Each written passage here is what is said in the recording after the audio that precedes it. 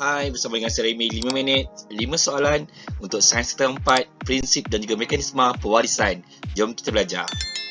Perhatikan pada skrin anda, terdapat pelbagai ciri yang berbeza pada setiap individu. Ini disebabkan oleh pewarisan genetik yang dibawa oleh gen ibu dan juga gen ayah kepada anak-anak. Setiap ciri dan juga sifat dikawal oleh sepasang gen, iaitu terdapat dua jenis gen, iaitu gen dominan ataupun gen resesif.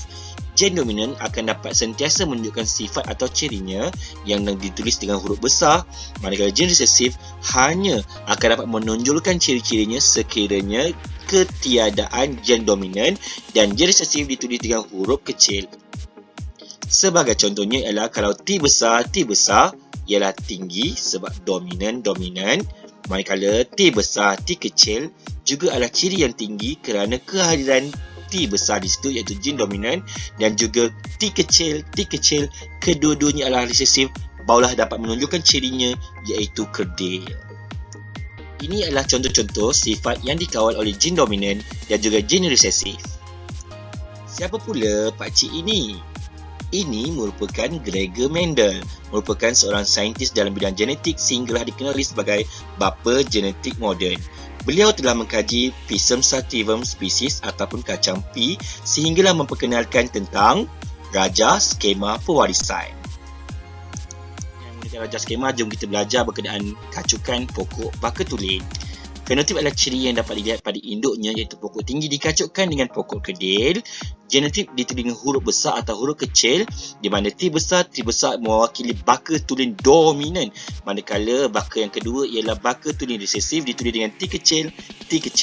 Berlaku proses meiosis, di mana menghasilkan gamit, pecahkan saja T besar induk yang pertama, T kecil bagi induk yang kedua, berlaku proses persenyawaan dan akhirnya gamit-gamit ini bergabung menghasilkan 4 kebangkalian anak, di mana gamit yang pertama ini dikacukkan dengan gamit pertama ini menghasilkan T besar, T kecil, ataupun gamit yang pertama ini dikacukkan dengan gamit yang kedua ini menghasilkan T besar, T kecil, ataupun gamit yang kedua bagi induk yang pertama yang terpilih dikacukkan dengan gamit yang pertama ini menghasilkan T besar, T kecil, ataupun yang kedua ini T besar, T kecil, di mana akhirnya akan menghasilkan semua pokok yang tinggi. Kenapa? Sebab wujudnya gen dominan iaitu T besar dan akhirnya 100% anak yang terhasil pada generasi pertama adalah tinggi.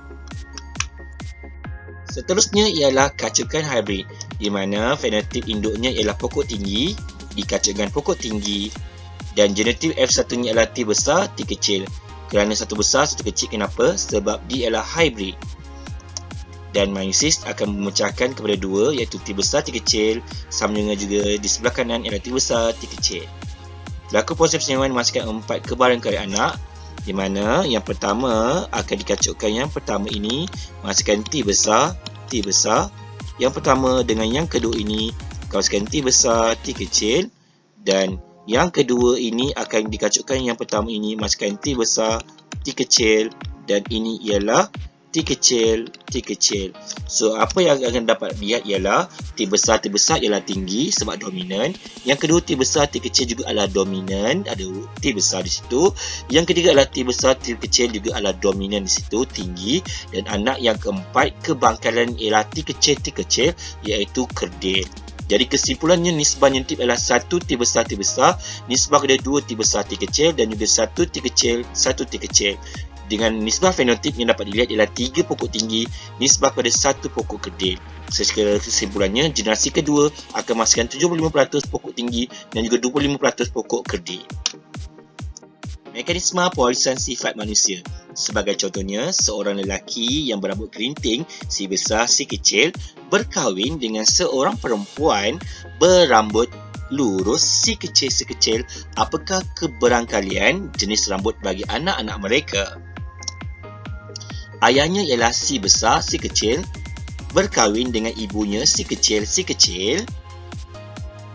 Meiosis pecahkan kepada 2 menghasilkan gamit si besar, si kecil, dikacukkan dengan gamit ibunya si kecil.